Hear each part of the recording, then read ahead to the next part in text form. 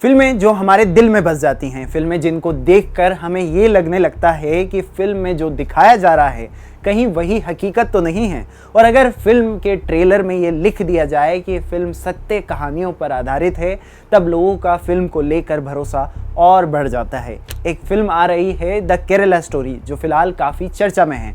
Film के trailer को देखकर जो समझ आता है, पहले आप लोगों को वो समझा देते हैं, फिर उसके बाद आगे की बात करेंगे। इस फिल्म में ये दिखाया गया है कि केरल में किस तरह से हिंदू और क्रिश्चियन महिलाओं को धर्मांतरण के लिए उकसाया जाता है और उनका धर्म परिवर्तन किया जाता है। फिल्म के ट्रेलर की शुरुआत में ऐसा बताया गया कि ये फिल्म सच्ची घटनाओं पर आधारित है।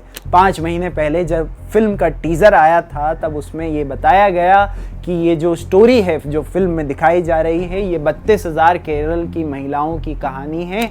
एक आम लड़की की कहानी है जिसको टेररिस्ट बनाने का खेल केरल में रचा जा रहा है। फिल्म के टीज़र में एक महिला कहती नज़र आती हैं ये सारी बातें जो अभी मैंने आपको बताई। ये सुदीप्तो सेन की फिल्म है। जब ये फिल्म का टीज़र आया था, उसके बाद केरल में इस फिल्म के खिलाफ एफआईआर भी दर्ज की गई थी। अब थोड़ा इस बारे में बात करते हैं कि फिल्म में जो दावे हैं, जो लव जिहाद की बात की गई है, उसकी ज़मीनी हकीकत क्या है। देश में भारतीय जनता पार्टी कई राज्यों में धीरे धीरे लव जिहाद का कानून लाती जा रही है। फिल्म में भी लव जिहाद के ही मामले दिखाए गए हैं, वो भी 32,000, वो भी केरल में। लव जिहाद के बारे में ऐसी थ्योरी दी जाती है जिसमें ये दावा किया जाता है कि जो मुस्लिम शख्स है वो ये साजिश करता है और किसी गैर मुस्लिम से प्यार करने का दिखावा करता है, खासकर हिंदू महिलाओं से, जिससे उसका धर्म परिवर्तन कराया जा सके और मुसलमानों की आबादी बढ़ाई जा सके। लेकिन इन कही हुई बातों में कितनी सच्चाई है? इसके जवाब में केंद्रीय राज्य गृह मंत्री जी किशन रेड्डी ने कहा, लव जिहाद टर्म कानून के तहत परिभाषित नहीं है। किसी भी केंद्रीय एजेंसी द्वारा ऐसा कोई भी केस रिपोर्ट नहीं किया गया है। उन्होंने ये भी कहा कि संविधान का अनुच्छेद 25 नागरिकों को किसी भी धर्म को स्वीकार, प्रैक्टिस और प्रचारित करने की स्वतंत्रता देता है, बशर्ते पब्लिक ऑर्डर, नैतिकता और स्वास्थ्य का ध्यान रखते हुए ये किया जाए। केंद्रीय गृह राज्य मंत्री जी किशन रेड्डी ने लोकसभा में कांग्रेस नेता बेनी बेहान के एक प्रश्न के लिखित उत्तर में ये जानकारी दी थी। जब जी किशन रेड्डी से ये पूछा गया कि केरल में कोई लव जिहाद का मामला है, तो उसके जवाब में उन्होंने ये बताया कि केरल में लव जिहाद का कोई भी मामला नहीं है। ट्रेलर के आने के बाद केरल के मुख्यमंत्री ने भी कहा कि फिल्म निर्माता लव जिहाद के मुद्दे को उठाकर संघ परिवार के प्रोपेगेंडा को आगे बढ़ा रहे हैं। उनका कहना है कि लव जिहाद एक ऐसा टर्म है जिसे अदालतों ने, जांच एजेंसियों ने और यहाँ तक कि गृह मंत्रालय भी खारिज कर चुका है। तब जब केरल में लव जिहाद के कोई मामले नहीं हैं, तो ये फिल्म सच्ची घटनाओं पर कैसे आधारित हो सकती है?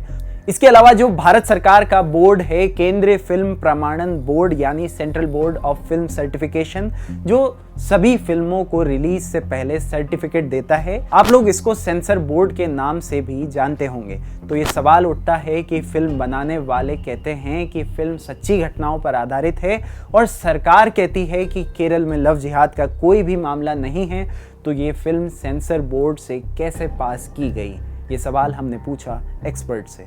देखिए, जहाँ तक ये केरला स्टोरी का सवाल है, ये सेंसर बोर्ड पे बहुत बड़ा सवाल है कि सेंसर बोर्ड ने इस फिल्म को कैसे पास कर दिया। मुझे अच्छे से याद है कि शायद 2003 की बात है ये, राकेश शर्मा ने एक डॉक्यूमेंट्री बनाई थी, लंबी डॉक्यूमेंट्री थी, 2 घंटे से ऊपर की, गुजरात के वायलेंस के ऊपर, फाइनल सॉल्यूशन। और वो पूरे फैक्ट्स पे आधारित फिल्म थी और उसको उस वक्त के सेंसर बोर्ड के चेयरमैन अनुपम खेर जी ने पास नहीं किया था।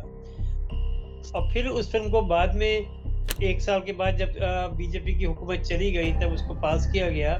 उसके बावजूद अहमदाबाद में और काफ़ी जगहों पे उसकी स्क्रीनिंग नहीं करने दी गई थी। तो एक वो चीज़ थी जो कि पूरे सत्य पे आधारित थी, और एक ये फिल्म है जो कि केवल एक फिक्शनल ड्रामा है। आप इनका ये सोशल मीडिया पे एटलीस्ट ये क्लेम है कि 32,000 औरतें केरला से ISIS में ज्वाइन करी हैं पिछले चंद सालों में।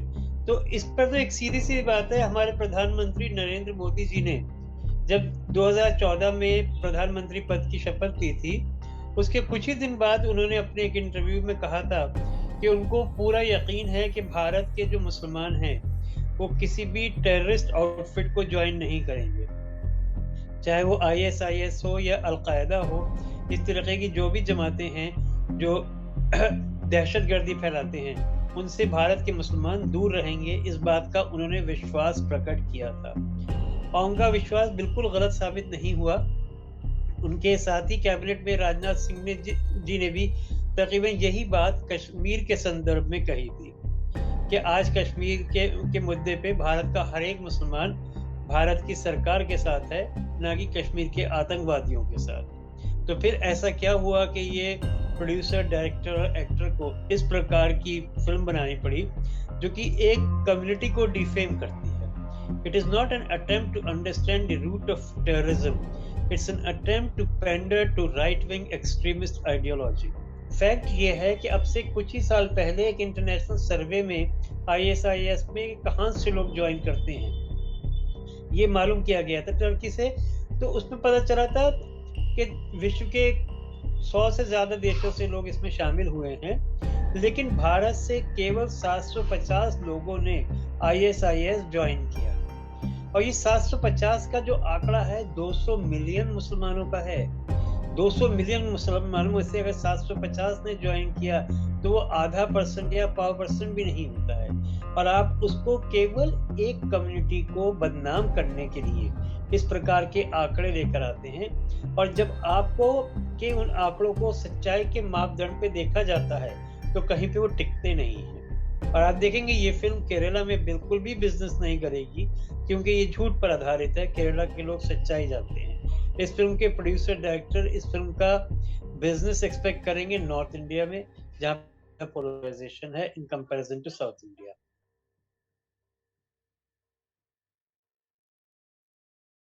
द वायर के और वीडियोस देखने के लिए सब्सक्राइब करें और बेल आइकन पर क्लिक करें। स्वतंत्र पत्रकारिता की आर्थिक मदद करने के लिए डिस्क्रिप्शन में दिए गए लिंक पर जाएं और अपनी राशि चुनें।